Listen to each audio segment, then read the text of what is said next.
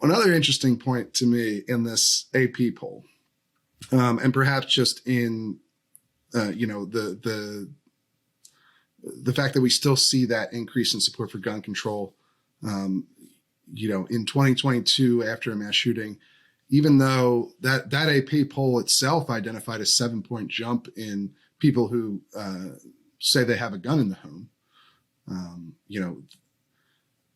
Obviously you and I both, and I've espoused this idea a number of times, but I believe that the rise in new gun ownership, especially among demographics that have not traditionally been associated with gun ownership in America, minorities, women, people who live in more urban or suburban areas, and people who use guns for self-defense or competitive shooting instead of hunting.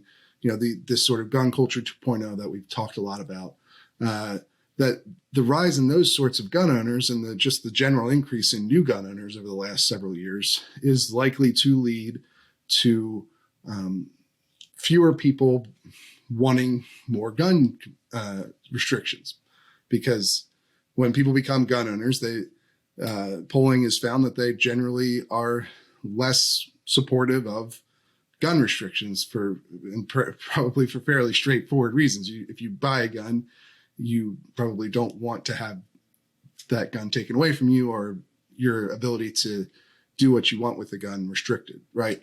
But we're not seeing that effect necessarily in these new polls. Does that concern you at all, or how do you read that? It concerns me, but at the same time, again, like, this is why I try not to put too much stock in any given poll, because this was, I don't know how many people were surveyed for this, but let's say it was 1,000 people. It was 1,300. Okay, so 1,500. So the experience of a new gun owner in a state like California may be very different than the experience of a new gun owner in a state like Texas or Florida, simply because of the state level laws that are already in place, right? So it may be that a new gun owner in Texas says, wow, I can't believe that I can carry without a license to carry. This is crazy. I think we need some more gun control laws. But the new gun owner in California may say, it's freaking ridiculous. I had to wait 10 days before I could go and pick up my firearm when I had this abusive ex who's, stalking me the entire time.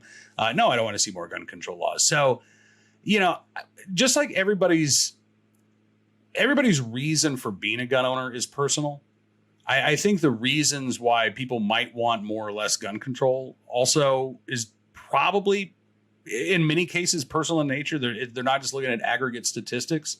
They're thinking about their own lives. And again, I think ultimately for most people who even say that they are in favor of more gun control laws, this is my personal opinion, I think most of that comes from less of a hatred or fear of firearms and more of a desire for increased public or personal safety, And so I think, again, when we can start to talk about, like, this is something that I try to write about at Bearing Arms, even though it's not directly Second Amendment related. I like to talk about some of the things that, we're seeing in the criminal justice system that, even if you think gun control is a great idea, unless we fix these flaws in the justice system, nothing's going to improve. We have a public defender shortage in a lot of states right now. People are being freed because their cases aren't going to trial in a speedy fashion. So you've got, criminal defendants who are back out on the street. Conversely, you may have people who are stuck behind bars for a year or more because they can't get a public defender appointed to them, which is also the wrong thing to do. The bail policies that we see in states like California, in New York, California Attorney General Rob Bonta released a report on Thursday showing that violent crime and property crime, both up in California, arrest rates are down at the same time, right? So it's not like fewer people are being arrested because California's just becoming a safer place. More people are getting away with murder and carjackings and robberies, and things of that nature. So until we actually start to address, the left talks about the inequities in the justice system. I'm just talking about the nuts and bolts of how, our criminal justice system is supposed to work. And, I think, I don't know, again, I don't know how much this argument resonates, but to me, it just seems silly not to mention unconstitutional in many cases, but it seems silly to say, well, let's throw another gun law on the books when we're failing to address serious offenders, right? Mm. But meanwhile, we can point to places like Dallas, Texas. They saw, I believe it was a 30% reduction in homicides last year, the first year the constitutional carry was in effect. They used a strategy where they were looking at like micro hotspots. Where are the homicides? Where are these shootings actually taking place? And flooding, that half block or flooding that one corner with resources. Buffalo, New York saw what they did in Dallas. They implemented that this year. They've seen, I believe, a 36% reduction in homicides in Buffalo. So, I think if we can point out as gun owners that, I think it was the police chief in Buffalo said, is about 75 people in that city who are driving violent crime. Yeah. And I think to me that should be an argument that works with non-gun owners. Do you really want to try to pass a new law that could criminalize tens of thousands, if not hundreds of thousands or millions of people, with the harm falling disproportionately on, the working class, on minorities, the people who the left complains are over-policed? Or maybe, we can do a targeted deterrence. We can actually identify those individuals who are responsible for driving violent crime. We can try to get them help if they're fixable, but we can also, prosecute the hell out of them if they're not going to change their ways. That's a program that has proven results. It's got a track record of success. Why don't we try to do that and make those investments rather than trying to turn a constitutionally protected right into a criminal offense?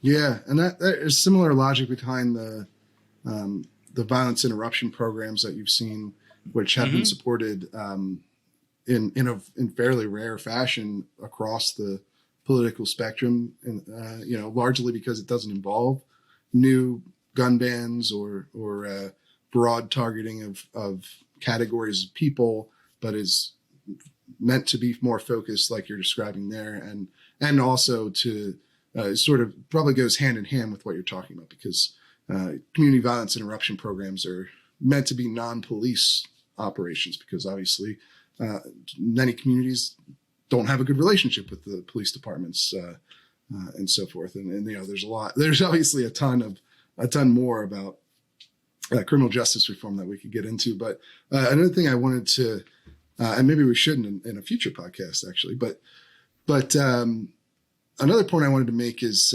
while there isn't necessarily an obvious effect on the generalized support for some more restrictions on gun laws, which is, more of a barometer of how people are feeling and less about what policies they would support.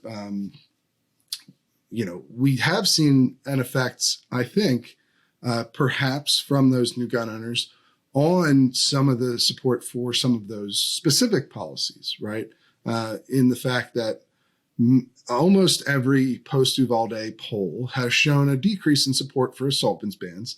This AP poll is the one outlier, actually, and maybe could give you some indication that its sample is a little more skewed towards the pro-gun control side of things, perhaps. But its trends are in line with what other polls are showing. But maybe the individual numbers might be a little bit